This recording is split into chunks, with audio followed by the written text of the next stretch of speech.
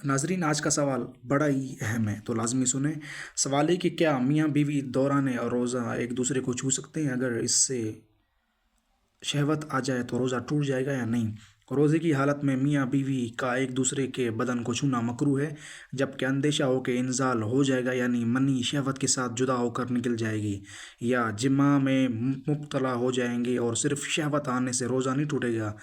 ہاں، اگر بیوی سے بوس و کنار وغیرہ کرنے یا چھونے سے انزال ہو گیا، یعنی منی شہوت کے ساتھ جدا ہو کر نکل گئی، تو روزہ ٹوٹ جائے گا۔ مزید در مختار میں ہے، روزے دار کے لیے بوسہ لینا، بدن چورا معانقہ کرنا مکروہ ہے، جبکہ روزہ توڑنے والی چیز سے امن نہ ہو۔ اور مزید بہار شریعت میں ہے، عورت کا بوسہ لینا اور گلے لگانا اور بدن چھونا مکروہ ہے، جبکہ یہ اندیشہ ہو کہ انزال ہو جائے گا یا جماع میں مبتلا ہوگا۔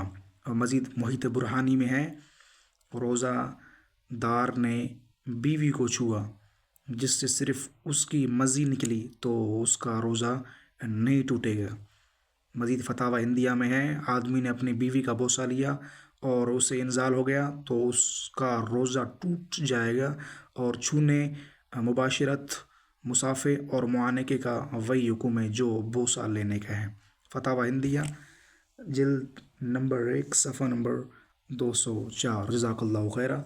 مزید ایسے مسئلے جاننے کے لیے آپ لوگ ہمارے چینل کو سبسکرائب کریں، اور آپ لوگوں کا کوئی بھی سوال ہو تو آپ لوگ کمنٹ میں پوچھ سکتے ہیں۔ جزاک